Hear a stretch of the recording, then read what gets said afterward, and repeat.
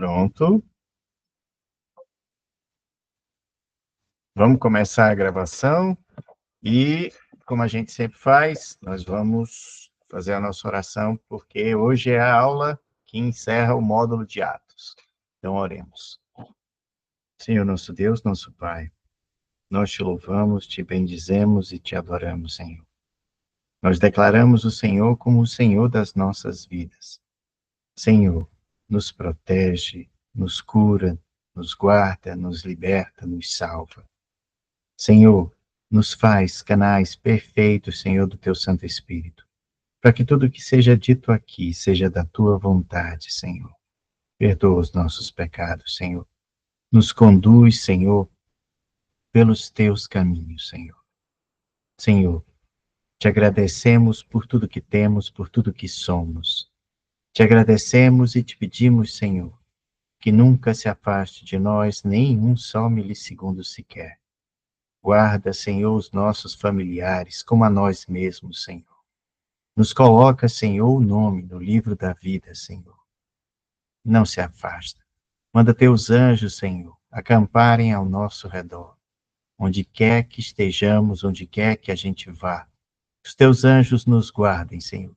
Nos livrem de todos os males. Da doença, do sinistro, dos homens maus e suas maldades. Ó Deus, guarda-nos, Senhor, no teu coração. E quando for o dia que tu nos chamares, Senhor, que tu estejas a nos receber e o nosso nome esteja contido no livro da vida. Senhor, salva-nos, Senhor. Nós te pedimos, Senhor, por tudo que nós te pedimos agora, pedimos no nome poderoso daquele que está acima de todos os nomes. Daquele que cura, que salva, que liberta, que é Jesus Cristo. Amém. Beleza. Então vamos lá, vamos começar. A gente viu, deixa eu clicar aqui para passar o slide, capítulo 27, 28. Né? Na aula passada, a gente estava vendo que Paulo foi preso, certo? Entendeu? E aí era Félix ficou cozinhando ele, né? Passou 2 anos lá cozinhando, depois assumiu um tal de Festo, certo? E aí Festo recebeu um tal de rei Agripas II, certo? Esse Agripas, ele era neto do Herodes, o louco, aquele que mandou matar as criancinhas lá, né? Então, era o Agripas II, que ele era governador, só que não da Judéia, do resto, né? Então, da Samaria, da Galiléia e tal, era o Agripas II, ou seja, ele é conhecedor profundo ali do judaísmo, certo? Então, deixa eu ajeitar um pouquinho a câmera aqui. Então, era esse o cara que foi fazer o interrogatório junto com o Festo, né? E o Agripas, como conhecedor da cultura judaica, né, não encontrou mal nenhum e disse, ó, Festo, tu tá lascado, porque tu vai ter que escrever o relatório e não vai saber o que dizer para o imperador, né? Então, tá ferrado, vai ter que, sei lá, usar da criatividade. Olha aí. Então, e aí, resultado, aí Paulo tinha apelado, né? Apelado para César e tudo, porque sabia que, né, ele ia ser condenado se ele fosse o Festo queria levar ele para Jerusalém, certo? Para fazer contar com o apoio dos judeus, certo? Entendeu? Então ele ia fazer o julgamento dele em Jerusalém. Ele percebeu que ele estava numa cilada, ele ia se lascar todinho indo para Jerusalém, né? Primeiro que o pessoal ia fazer uma tocaia lá para ele, antes dele chegar em Jerusalém, iam matar ele. Então ele optou por ser julgado como cidadão romano, ser julgado em Roma, né? Pelo imperador. E aí, assim foi feito, né? Então, ou seja, agora na aula de hoje nós vamos ver o retorno, quer dizer, a ida dele preso, certo? Para Roma, né? Que aí é isso aí que a gente vai ver na aula de hoje. Então, o retorno, não, a ida dele preso a Roma. Então, vamos lá. Quando foi decidido que navegássemos para a Itália, ou seja, eles iam para Roma, na Itália, entregaram Paulo a alguns outros presos a um centurião chamado Júlio, da corte imperial. Embarcando num navio adramitino, que estava de partida para costear a Ásia, fizemos-nos ao mar, indo conosco Aristarco, macedônio de Tessalônica. No dia seguinte, chegamos a Sidom, e Júlio, tratando Paulo com humanidade, permitiu-lhe ir ver os amigos e obter assistência, né? Então, ele deixava Paulo descer e ver os amigos lá da cidade, né? Partindo dali, navegamos sob a proteção de Chipre, ou seja, contornava a ilha de Chipre, né? Por serem contrários os ventos. E tendo atravessado o mar ao longo da Cilícia e da Panfilha, né? Cilícia, que era a região onde ele nasceu, né? Que ele nasceu em Tarso, da Cilícia, e da Panfilha, chegamos a Mirra, na Lícia. Chegando ali, o centurião, um navio de Alexandria, que estava de partida para a Itália, nele nos fez embarcar. Então, trocaram de navio, né? Trocaram de navio.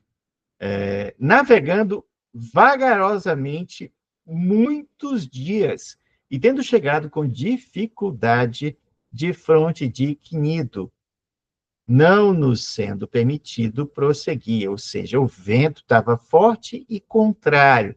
Portanto, já era difícil, certo? Já era difícil a viagem deles com ventos contrários. Por causa do vento contrário, navegamos sob a proteção de Creta, na altura de Salmona. Olha a riqueza de detalhe, como foi dito na aula passada, certo? Então, existia um historiador que foi conferir se todas essas informações aí, elas estavam corretas. E tal. Custeando-a penosamente, ó, costeando. Então, ia contornando, certo? A ilha de Creta, certo?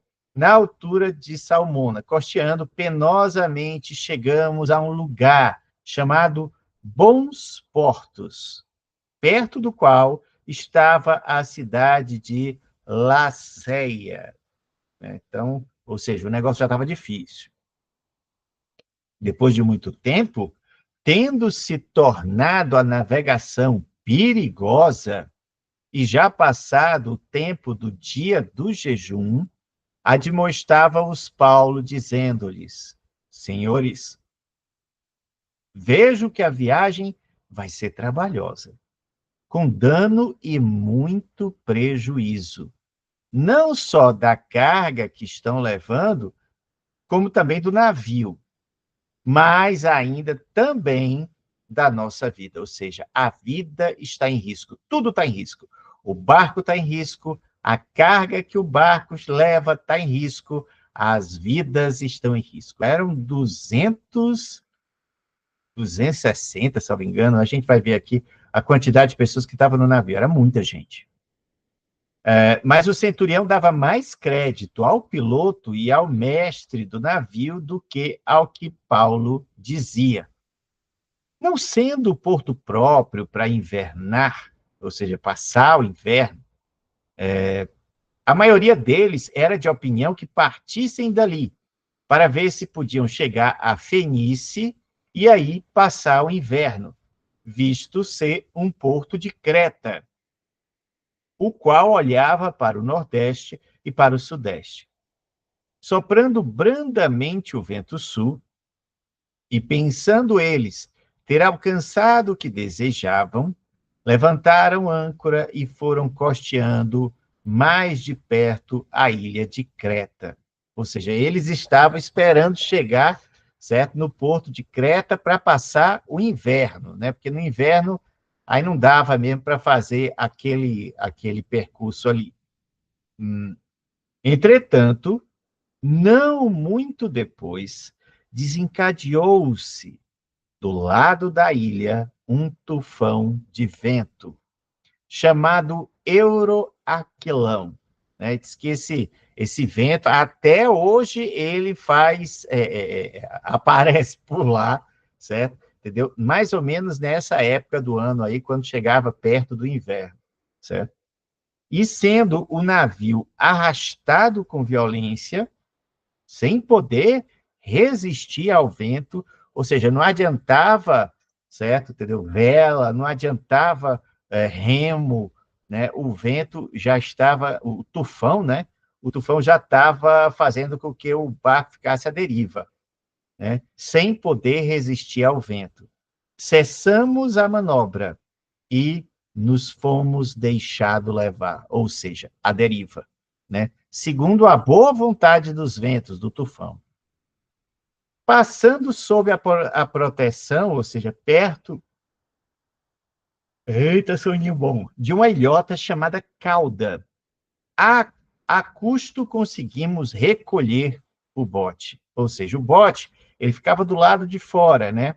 Entendeu? Então, é uma coisa assim tão violenta que foi preciso puxar o bote para dentro do barco, certo? Porque o bote ficava, né, balançando demais, batendo no barco, eles resolveram levantar.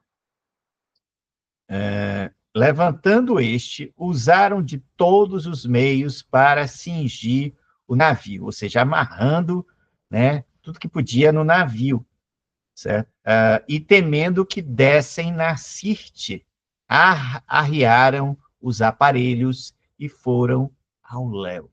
Ou seja, aí era contar com a sorte, né? Estava numa situação em que o vento, certo, podia fazer qualquer coisa, inclusive levar eles para as pedras, levar, certo? E aí eles acabaram o seguinte, ó, se é para a gente colocar a vela, certo, e o tufão nos levar com grande velocidade, vamos deixar a deriva e torcer, né? E torcer. Açoitados severamente pela tormenta do tufão, no dia seguinte já aliviavam o navio. E ao terceiro dia, nós mesmos, com as próprias mãos, lançamos ao mar a armação do navio. Então, aí o negócio já era tentar aliviar o peso, né, do navio. E não aparecendo, havia já alguns dias nem sol, nem estrelas, ou seja, estava feio mesmo, estava só as nuvens fechadas, carregadas e muito vento, certo? Entendeu? E aí eles estavam lascados. Caindo sobre nós grande tempestade. Dissipou-se, afinal, toda a esperança de salvamento, ou seja, já tinham perdido a esperança, né? Ou seja, ondas balançavam, batiam no barco, o barco à deriva, ventos fortes, chuva e tempestade, né? Estava perfeito para a desgraça. Eita! Havendo todos estado muito tempo sem comer, ou seja, eles já estavam, né, sacrificados, certo? Entendeu? Não dava para comer, o barco balançava demais, certo? Mas eles estavam também com medo de enjoar, muito provavelmente, certo? Então eles ficavam sem comer à espera que a tempestade passasse, e isso já durava dias, dias, dias, dias, certo? Então, e sem esperança nenhuma, certo? Era um tufão miserável, trazendo tempestade, né?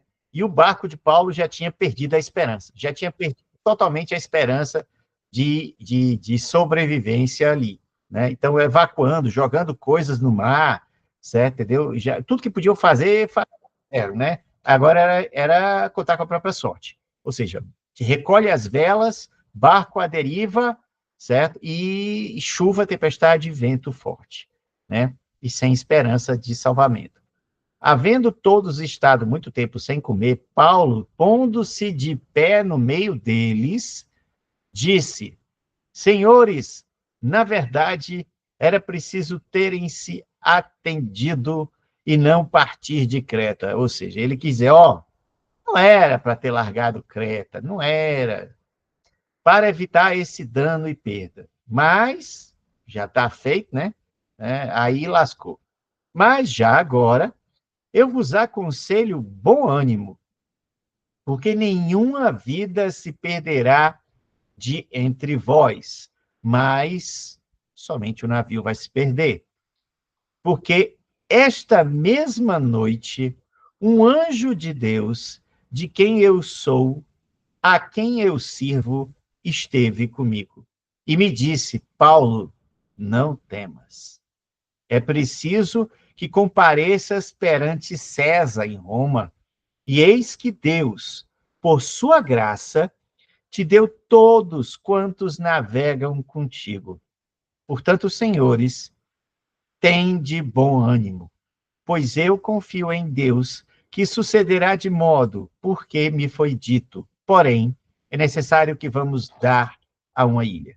Ou seja, traduzindo em miúdos aqui o que Paulo queria dizer. Paulo queria dizer que, olha, é o seguinte, vocês precisam comer, vocês estão vários dias sem comer, vocês precisam, e vocês precisam crer no Deus que mandou um anjo para me dizer em sonho, certo? Que o que ia ser perdido era o navio, né? Era o navio, mas nenhuma vida ia se perder, né? Então, ou seja, era necessário que eles comessem, que eles ficassem fortes, certo? Porque eles vão bater perto de uma ilha, certo? O navio vai afundar, certo? Entendeu? E eles vão precisar chegar na ilha. Todos vão sobreviver, certo?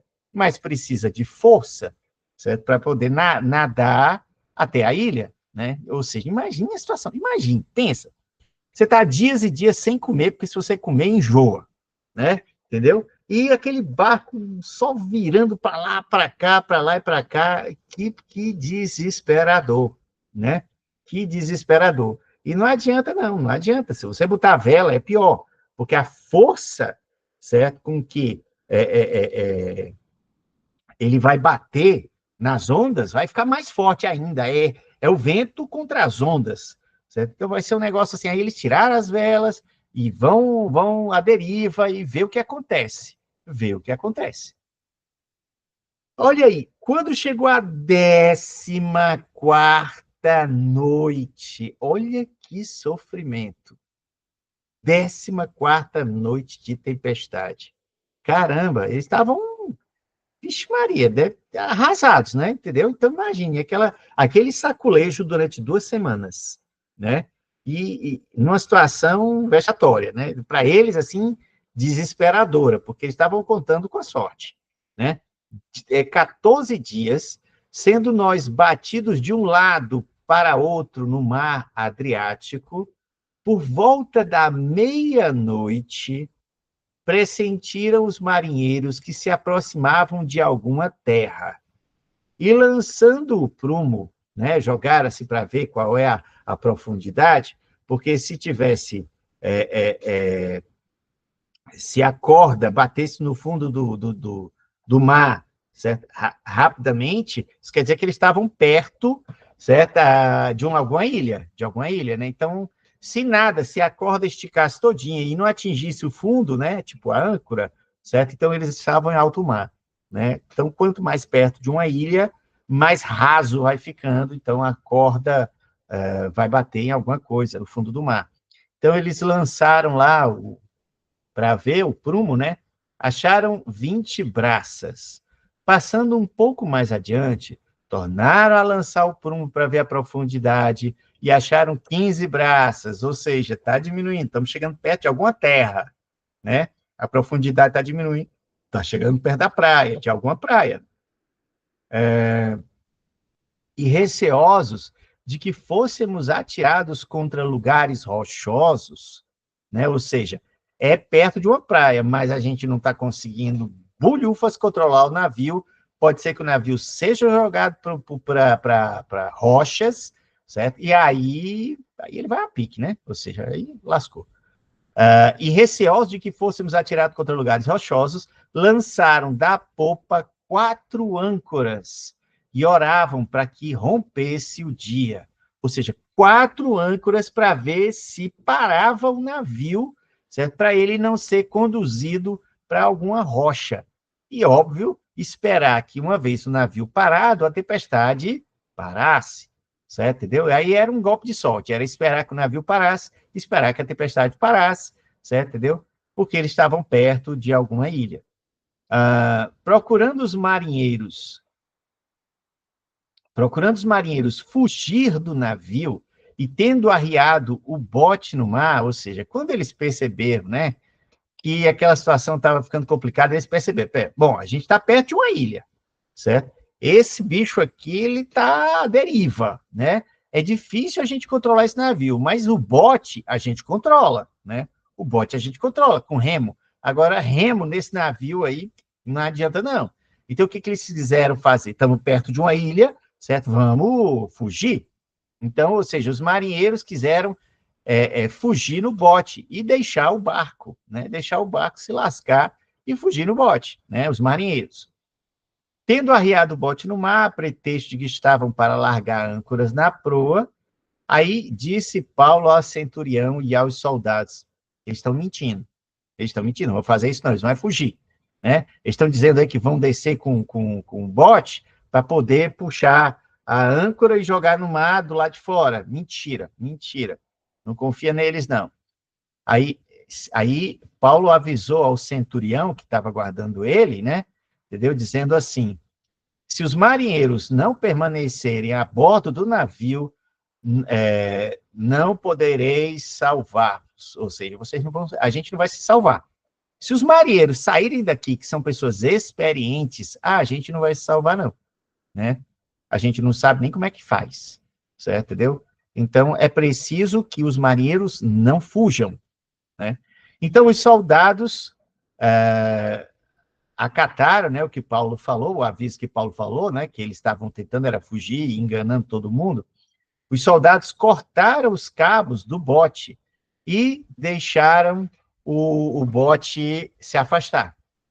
Enquanto amanhecia, Paulo rogava a todos que se alimentassem, dizendo: gente, hoje é o 14º dia em que estamos esperando, e vocês estão sem comer. Nada vocês provaram da comida. Eu rogo a vocês que comam alguma coisa, porque é disso que depende a sua segurança, galera. Pois nenhum de vocês perderá nenhum fio de cabelo, mas precisam estar fortes para nadar até a praia, né? Então, ou seja, Paulo foi avisado por um anjo, certo? Então, ele avisava as pessoas: gente, comam, né?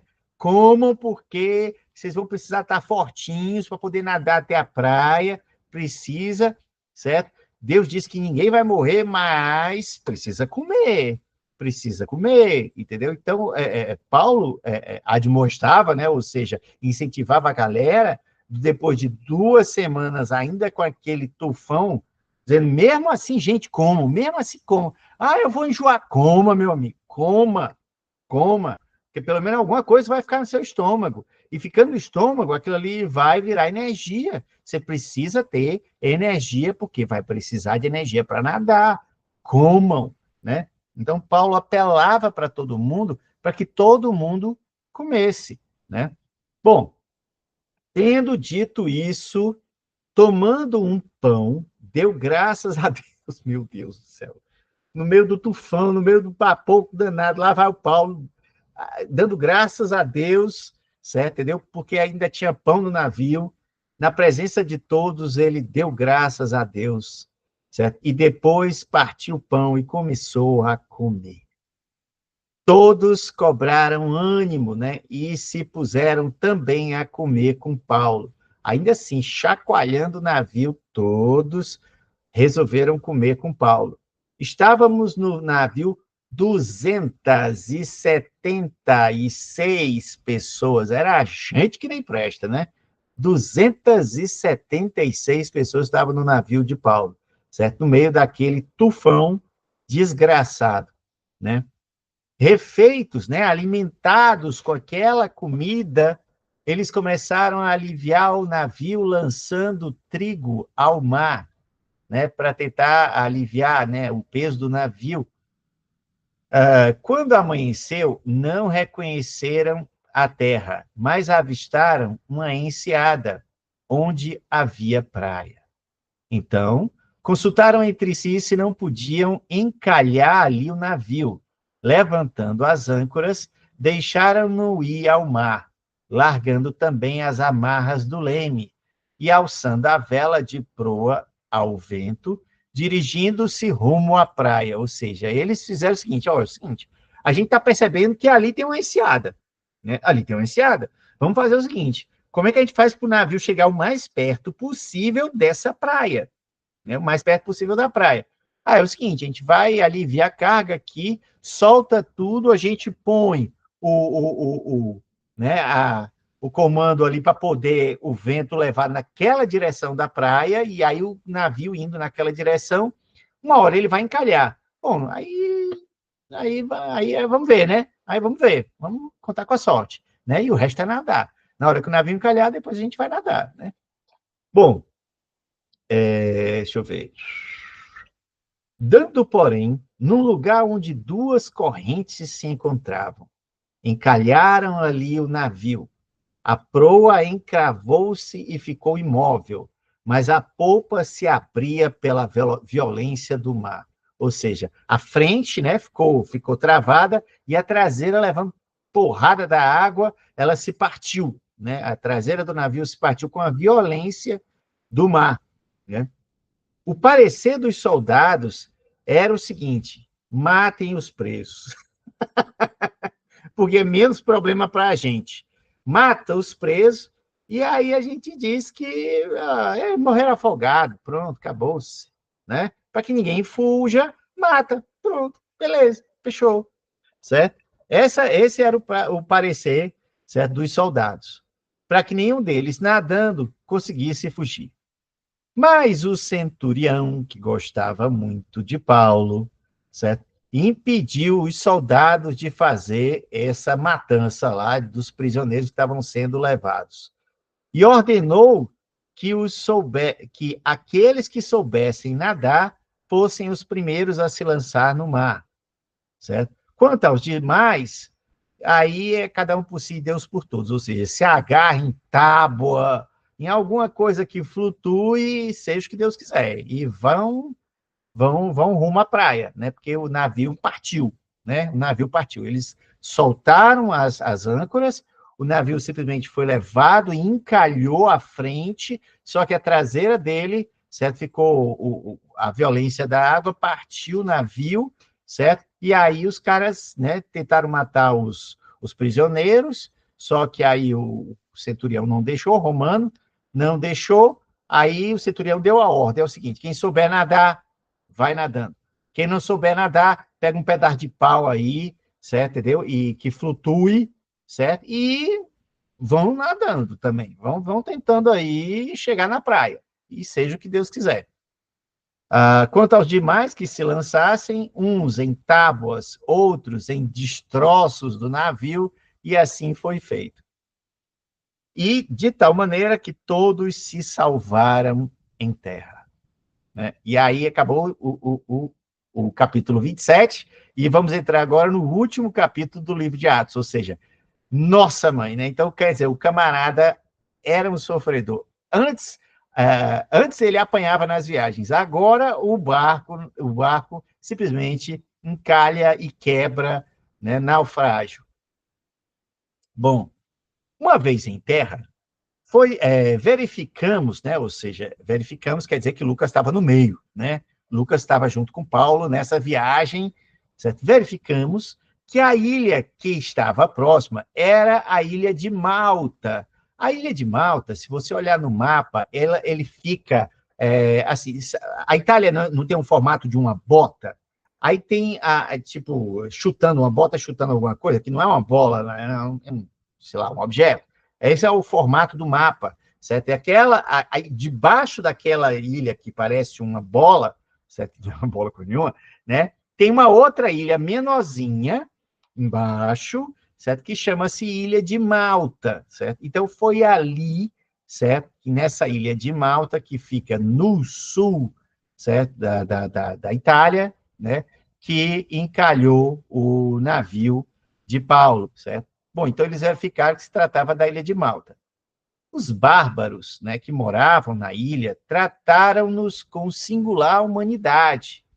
Por quê? Acendendo uma fogueira, acolheram-nos todos por causa da chuva que caía e do frio. Ou seja, eles estavam com hipotermia, né? Ou seja, o inverno chegando, vento, tempestade, tufão, escambau, né? Chuva, chuva, chuva, chuva.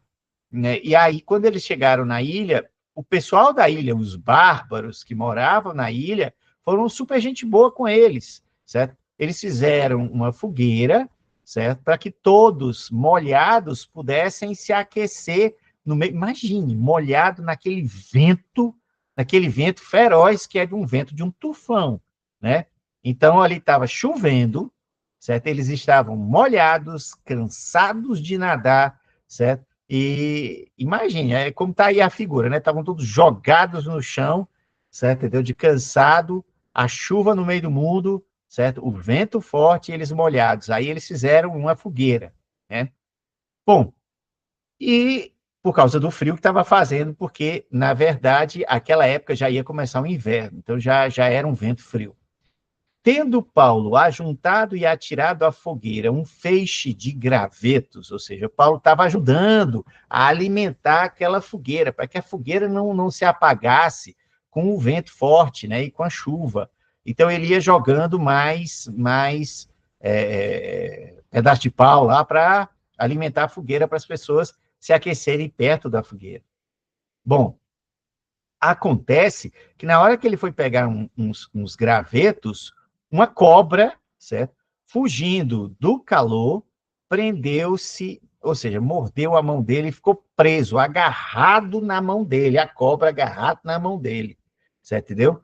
Imagine a situação, né? O cara vai pegar uns gravetos, debaixo dos gravetos sai uma cobra que pica e fica pendurado na mão de Paulo. Aí é sorte, né? Ô, camarada de sorte, né? Entendeu? As viagens deles são assim empolgantes, né? Entendeu? Já tinha acabado de ser um náufrago. Ainda é picado por uma cobra. Ô, legal, hein? Entendeu?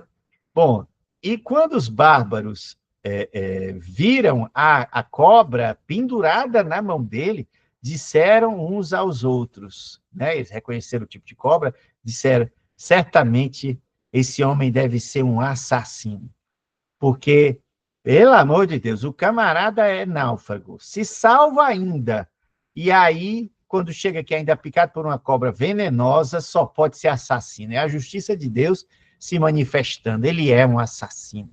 Então, esse foi o julgamento que do pessoal da ilha fez sobre a pessoa de Paulo, né? Quer dizer, ora, se o cara era um náufrago, mas ele ainda assim conseguiu se salvar, aí depois é picado por uma cobra, porque esse cara fez alguma coisa de errado, né? Era aquela lei da ação e consequência.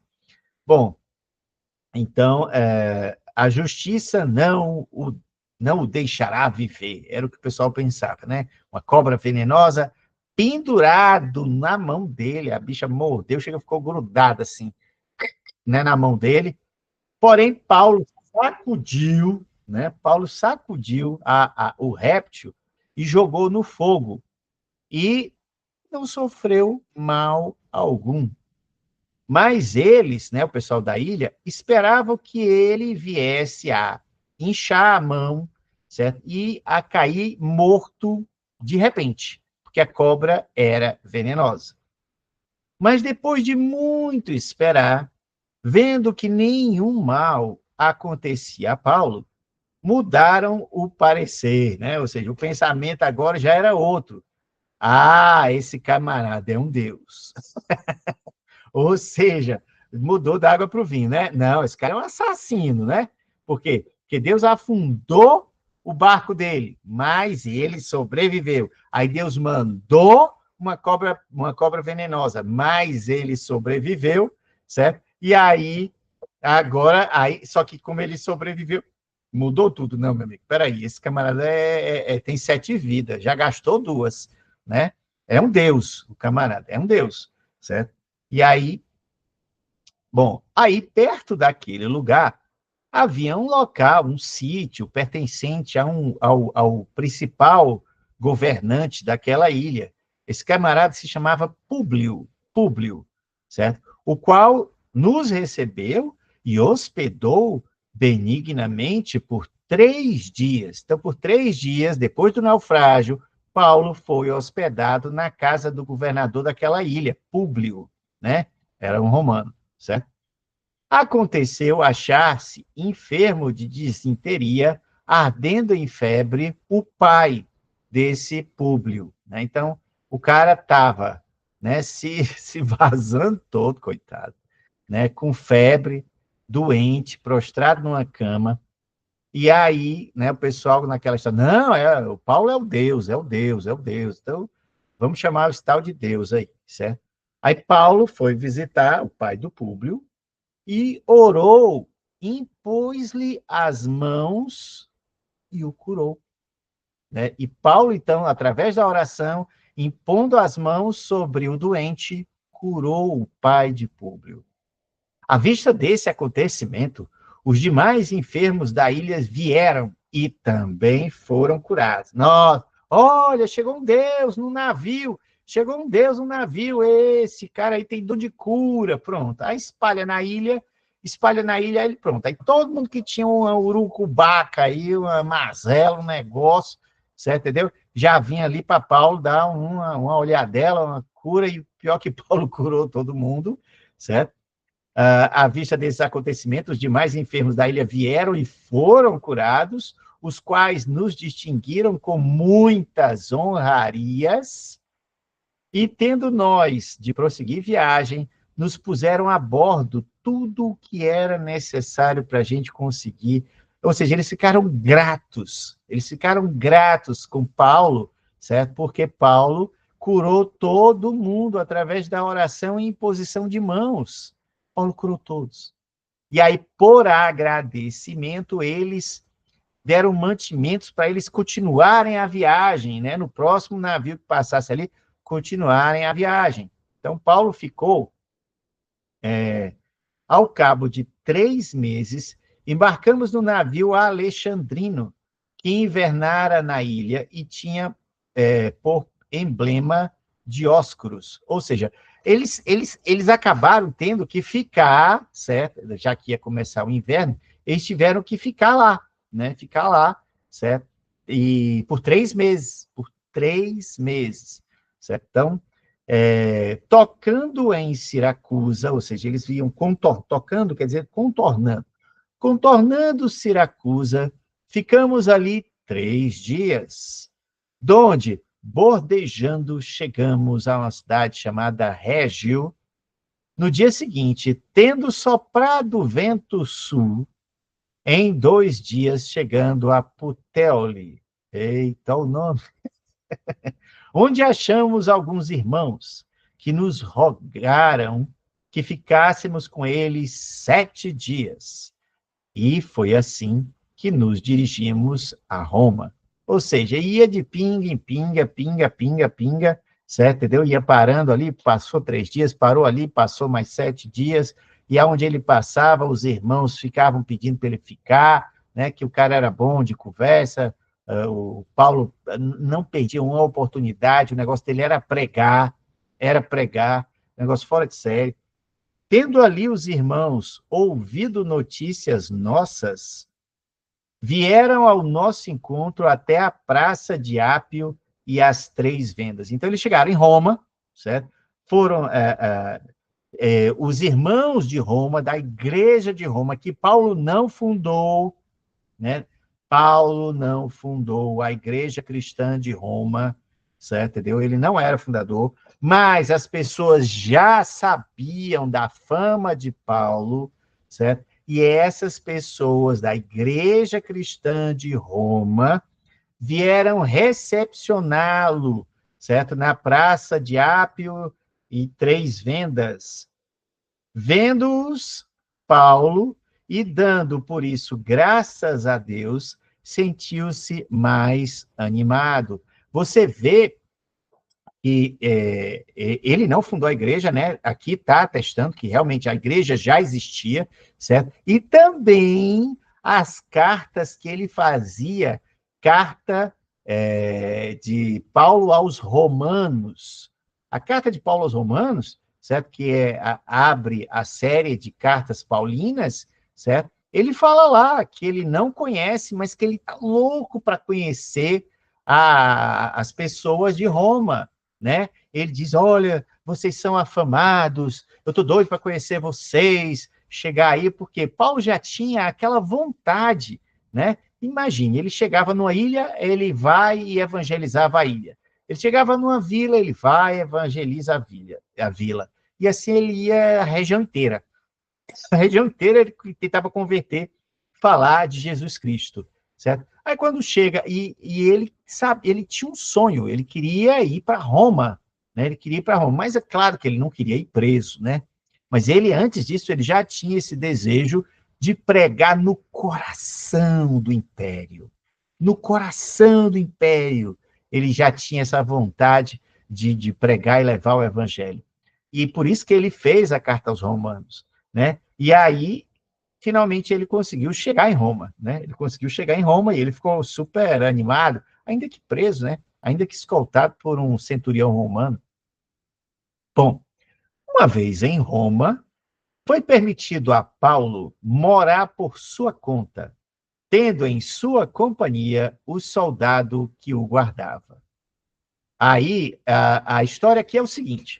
Então, ele chegou lá em Roma, né? Ou seja, o que deu para escapar, certo? Porque o centurião, ele levava os documentos, a tal da carta que Festo escreveu para o imperador romano. Lembra que ele escreveu uma carta lá? Ele tinha que escrever. Aí ele perguntou para o Agripa II, que era o governador da Galileia e da Samaria, né? Ele perguntou assim, cara, me dá uma ajuda, como é que eu vou escrever uma carta para o imperador dizendo alguma coisa que esse homem tenha feito de errado, porque eu não encontrei nada de errado.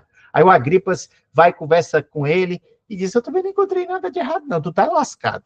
Porque o que tu vai escrever nesse papel, não sei. Só sei que o Festo acabou escrevendo alguma coisa e deu para o centurião lá, o tal do Júlio lá, sei lá, entendeu? Para o centurião levar aquele documento lá para o imperador. Agora, imagine, naufrágio, água, né? Ou seja, se o papel escapou, borrou, certo? Borrou, porque, entendeu? Então foi perdido. Aquele documento que acusava Paulo de alguma coisa se perdeu, se perdeu. Ou seja, não tinha nenhum documento que acusasse Paulo.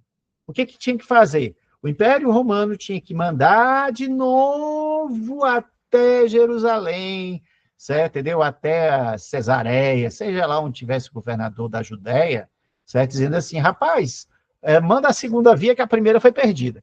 A primeira foi perdida, porque, entendeu? Ó, teve um naufrágio aí, rapaz, o que sobrou, acho que foi um papel borrado, não tinha, ninguém sabe nem o que tinha escrito aqui, não dá nem para ler, ou então perdeu-se, né? A verdade é que não tinha nada contra Paulo. E aí, por ser um cidadão romano, e ainda sem acusação, porém, certo? Ficou em prisão domiciliar. Ou seja, a prisão domiciliar, ele ficava, podia alugar uma casa, certo? Tinha um centurião que ficava na porta, e esse centurião ele acabava convertendo. Paulo era muito esperto, sabe? Ele era realmente um grande pregador, certo? Ele pregava para todas as pessoas que iam visitar, certo? Entendeu? A casa dele sempre tinha alguém com quem ele, né, conversava, e ele animava a igreja de Roma.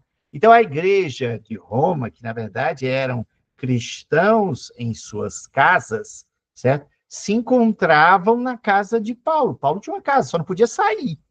Ele só não podia sair. As pessoas iam lá, as pessoas davam ajuda financeira, davam ajuda de alimento, e Paulo, prisão domiciliar lá, entendeu? Assistindo o Netflix dele em casa. Mentira, né? Entendeu? Mas, ou seja, ele estava na prisão domiciliar, convertendo até o soldado da porta ele convertia, certo? Entendeu? Era assim mesmo a vida de Paulo, certo? Sempre convertendo pessoas, sempre animando a igreja em Roma, era o sonho dele. Ainda que preso dentro de uma casa que ele alugou, certo? Entendeu? Ele convertia pessoas. Então, 3 dias depois, ele convocou os principais dos judeus, certo? Ou seja, aí foi demais. Aí ele pegou e mandou convocar, certo? Como ele sempre fazia. O que é que ele fazia? O que Paulo fazia quando chegava numa cidade? Ele procurava as sinagogas, né? Ou seja, os templos judeus. Né? Antes de pregar para os gentios, ele pregava para os judeus, certo? E dessa vez, né, ele se encontrou com o pessoal cristão, mas ele também fez questão de chamar o pessoal judeu. O pessoal judeu para conversar com ele. Disse, ó, convoca aí o pessoal da sinagoga aqui de Roma, certo? Para poder conversar lá em casa, né? Entendeu? E aí, 3 dias depois, ele convocou os principais dos judeus e quando se reuniram, ele lhes disse, varões irmãos, ou seja, ele queria converter os judeus de Roma, né? Nada havendo feito contra o povo, ou contra os costumes paternos dos nossos patriarcas. Contudo, acabei vindo preso para Jerusalém, entregue nas mãos dos romanos, preso. Deixa eu ver. Os quais, havendo-me interrogado, quiseram soltar-me, até que eles queriam me soltar, porque não encontraram mal nenhum em mim, né? Sob a preliminar de não haver em mim crime nenhum passível de morte, por exemplo. Diante dessa oposição dos judeus lá de Jerusalém, senti-me, aliás, da Cesareia, né, senti-me compelido a apelar para César, né? Apelar para César, lá de Cesareia, né, de Jerusalém foram até Cesareia, certo? E quiseram levar ele para ser condenado em Jerusalém e tudo, e aí ele apelou para César. Não tendo eu, porém, nada de que acusar a minha nação. Eu não tenho nada contra os judeus. Eles é que inventam alguma coisa contra mim. Eu não tenho nada, irmãos. Então, ele querendo falar com os judeus de Roma, certo? Se defendendo, dizendo, olha, não fiz nada. Tanto é que os romanos não encontraram em mim crime algum. Mas os teimosos judeus de Jerusalém insistem em me condenar, falar mal de mim, dizer que eu cometi alguma coisa errada, sem eu ter feito absolutamente nada, né? Foi por isso que vos chamei, para ver vocês e falar, né? Ou seja, eu chamei vocês para conversar com vocês, certo? Que vocês são judeus e tudo, porque é pela esperança de Israel que eu estou preso a esta cadeia, prisão domiciliar. Então, eles disseram a Paulo, olha, o irmão Paulo, nós não recebemos da Judéia nenhuma carta, certo? Para fazer a acusação contra você, que dissesse a teu respeito. Até agora, a gente não recebeu nada, carta nenhuma. Também não veio nem qualquer dos irmãos que nos anunciasse ou dissesse alguma coisa contra você. Ninguém falou nada. Contudo, gostaríamos de ouvir o que você pensa sobre a religião. Porque, na verdade, é corrente a respeito desta seita que, por toda parte, ela é impugnada. Ou seja, o que os judeus queriam dizer é o seguinte, rapaz, a gente quer conhecer aí o que é essa tua seita aí, que desvirtua essa corrente, essa nova corrente, essa vertente do judaísmo de nossos pais. A gente quer conhecer aí o que você tem para pregar. O que é que você prega tanto que gera tanta confusão, né? Ó, não chegou nada contra você. Ninguém, nenhum irmão aqui chegou nem para falar, o que tirar um documento, certo? Mas a gente quer que você fale para a gente. Fale para a gente como é essa sua seita aí, né? Porque seita um braço do judaísmo, né? Então, tá, vamos lá. Havendo-lhes marcado um dia, então ele disse assim, meu amigo, então vamos marcar um dia porque o negócio começa cedo, né? Agora já está tarde para a gente conversar e tudo. Vamos para casa, certo? Porque a conversa é longa. Então, vem o seguinte, venha dia tal, certo? De manhã cedo, porque é o dia todinho que eu vou contar para vocês a história, né? Dessa nova religião que é vertente do judaísmo. Ou seja, eles marcaram para outro dia, marcaram para outro dia. Havendo eles marcado um dia, vieram então em grande número ao encontro de Paulo. Então, a fama de Paulo já corria léguas, né? Ou seja, já estava afamado, já tinha cristão suficiente, fã de Paulo, né? Querendo ouvir as pregações de Paulo, e agora os judeus curiosos em saber como era o cristianismo pregado por Paulo. Ou seja, aí juntou os cristãos e os judeus para ouvir o que Paulo tinha a dizer. Então, no dia marcado, certo? Começou a juntar um bocado de gente, um grande número de pessoas quiseram ouvir o que Paulo tinha a dizer quando ele estava preso, né? Prisão domiciliar, lá em Roma, certo? Então, desde a manhã até a tarde, ou seja, o capa passou o dia todinho, certo?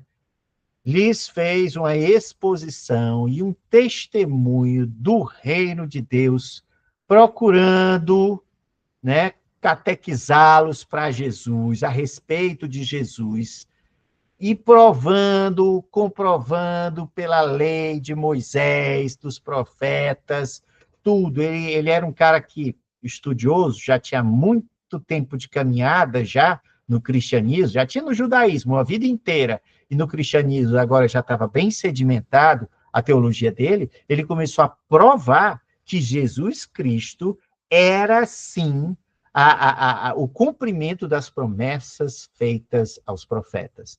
E nisso ele passou uma manhã inteira e uma tarde inteira, certo? Falando com os judeus, certo? Entendeu? Ou seja, realmente sei lá, são centenas de profecias messiânicas que ele tinha que justificar uma a uma, né? Houve alguns, então, qual é a consequência desse negócio, desse parangolé aí, desse tentar catequizar judeu, certo? Alguns ficaram persuadidos pelo que ele dizia, ou seja, alguns aceitaram que Jesus era o cumprimento, né, messiânico, das profecias messiânicas. Outros, porém, continuaram incrédulos. Não adiantava ele falar lá que os caras... Né? Então, tem gente que aceita, tem gente que não aceita, que Jesus é o Messias. E havendo discordância entre eles, se despediram, né? Ou seja, eles, vamos embora. Dizendo Paulo essas palavras, ou seja, Paulo foi se despedir da seguinte forma: bem falou o Espírito Santo a vossos pais, por intermédio do profeta Isaías, quando disse: vai a esse povo e disse-lhes, de ouvido ouvireis e não entendereis.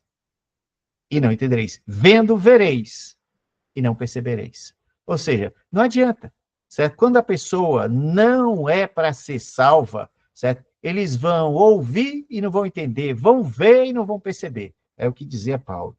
Porquanto o coração desse povo se tornou endurecido, sem aceitar as verdades que Deus escancara, esfrega na cara e a pessoa não quer aceitar, não quer ver que Jesus era o cumprimento das promessas, das centenas de promessas messiânicas contidas no Antigo Testamento, né? Bom, porquanto o coração desse povo se tornou endurecido, com os ouvidos ouviram tardiamente e fecharam os olhos, já que jamais, para que jamais vejam com os olhos, nem ouçam com os ouvidos, para que não entendam com o coração e se convertam, e por mim sejam curadas as suas almas. Tomai, pois, conhecimento de que essa salvação de Deus foi enviada aos gentios, e eu vou te dizer, eles ouviram, né? Ou seja, eles a ouvirão. Então, ou seja, o que Paulo diz é o que está escrito na Bíblia. Ó, o profeta Isaías já dizia, vocês vão ouvir e não vão entender. Vocês vão ver e não vão perceber. O coração de vocês está duro, não adianta. Então, por conta disso, certo? Os gentios vão se converter, vão ouvir, vão entender, porque vocês não quiseram aceitar a salvação dada por Jesus, certo? Dada através de Jesus. Então, meu filho, a salvação vai vir para os gentios, e assim será, né? Ele diz, e eles a ouvirão, né? E eles vão aceitar. E é isso, nós somos gentios, nós não somos judeus, somos gentios, e nós aceitamos a salvação de Jesus Cristo. Isso quer dizer o quê? Que Jesus Cristo é o cumprimento, certo? E ele veio para nos salvar. Claro que veio primeiro para os judeus, mas os judeus não quiseram, né?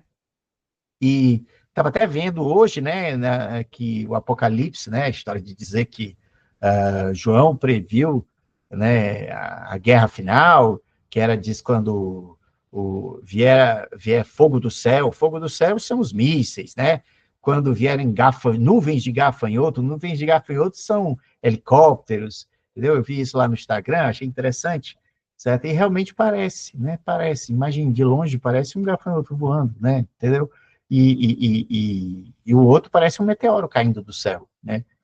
Os mísseis que você vê agora, Israel, né? Israel e o Irã, realmente é bem parecido. Só que a Bíblia, ela é clara em dizer que a segunda vinda de Cristo está atrelada ao cumprimento de uma profecia de João, em Apocalipse, que diz: quando os judeus, certo, clamarem aos céus, certo, aceitando Jesus e pedindo Jesus, certo, para que Jesus os ajude, quando eles forem cercados pelos 7 povos, certo, e clamarem por Jesus, aí é o fim. Aí é o fim, certo? Aí é o fim. Aí é o retorno de Jesus. Aí Jesus vem com poder e glória, certo? Entendeu? Mas a vinda do Messias está atrelada a esse fato, segundo alguns estudiosos, né? Estudiosos aí apocalípticos, certo? Dizem na escatologia, certo? Que essas coisas vão acontecer. Eu também sou de acordo.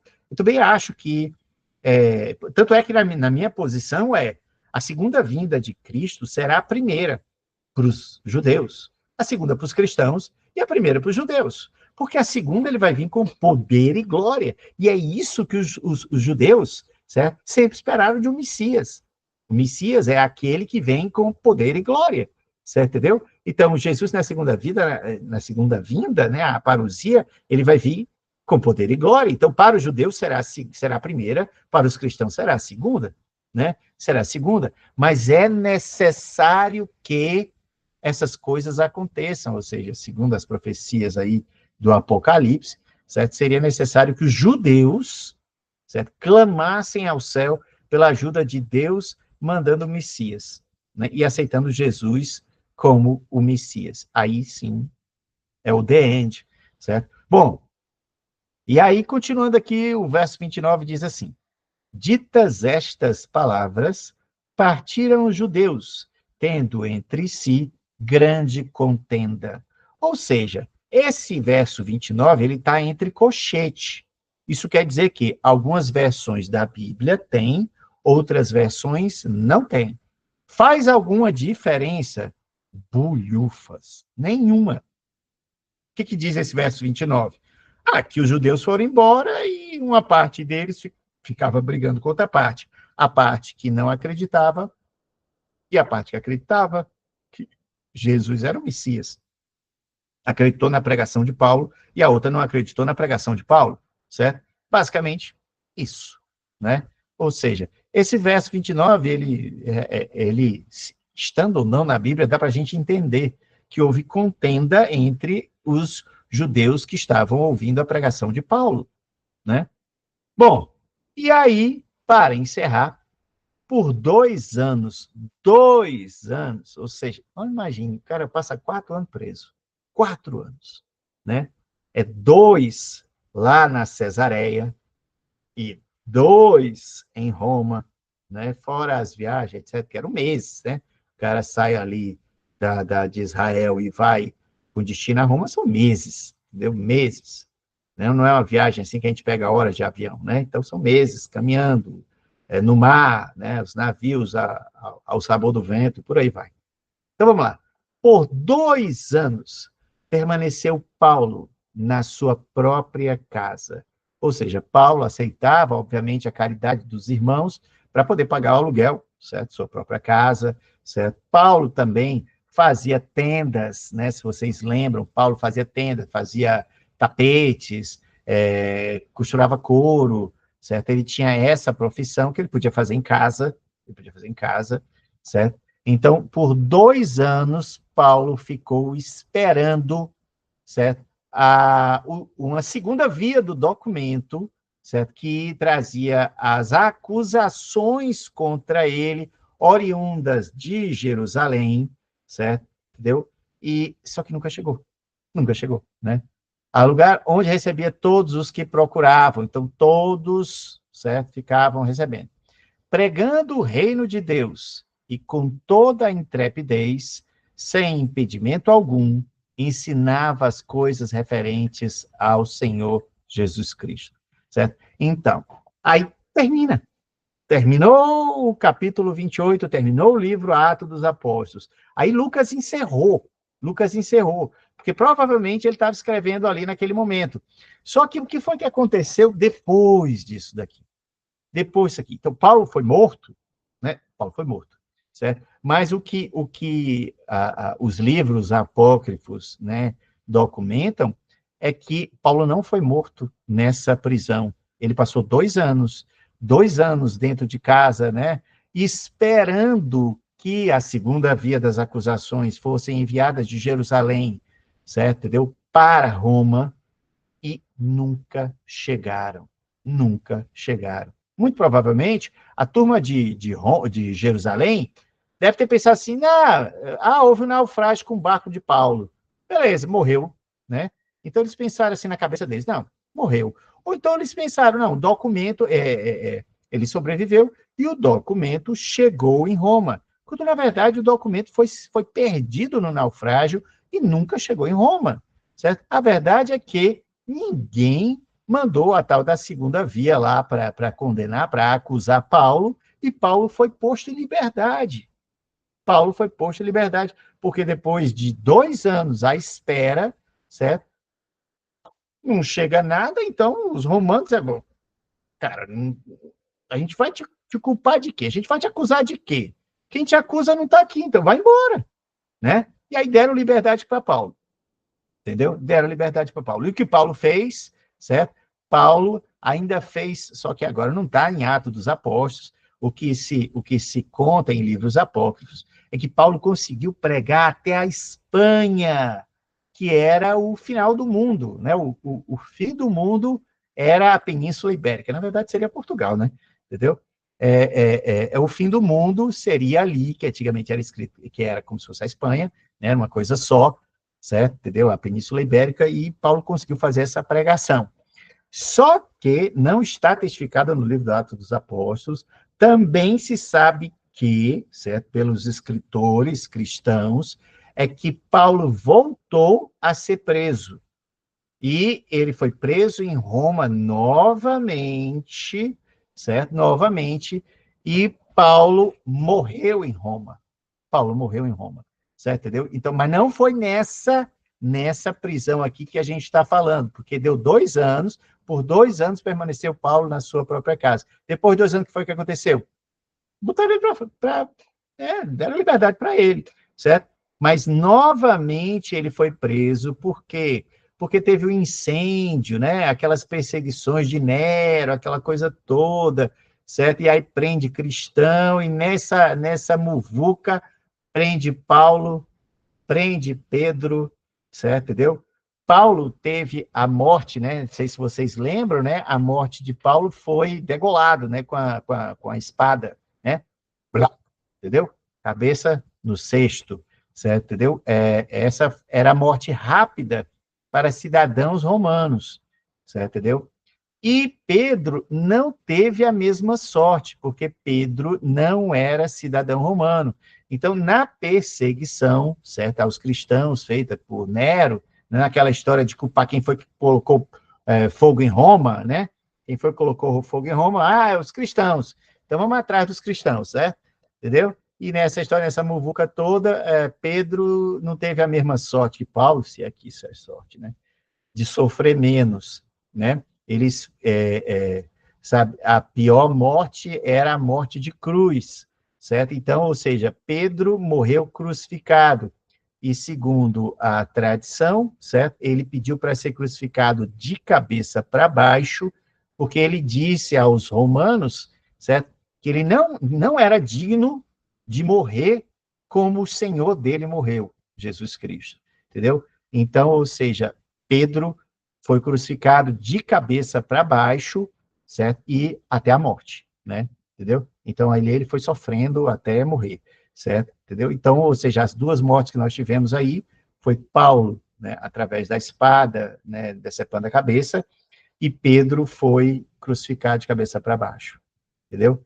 E aí, enfim, nós encerramos o nosso curso de Atos dos Apóstolos, certo? E aí, o que a gente vai fazer? O resumo de tudo. Meu amigo, pregue, né? Que a gente pegue esse curso de Atos, certo? E interiorize. São duas coisas importantíssimas que a gente tem que trazer depois de ler esse livro de Atos. Uma, faça igual a Paulo, pregue.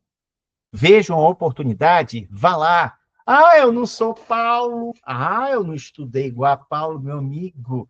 Lembrando aquilo que eu já venho dizendo já desde o outro módulo. O pouco que você sabe é muito para quem não sabe nada.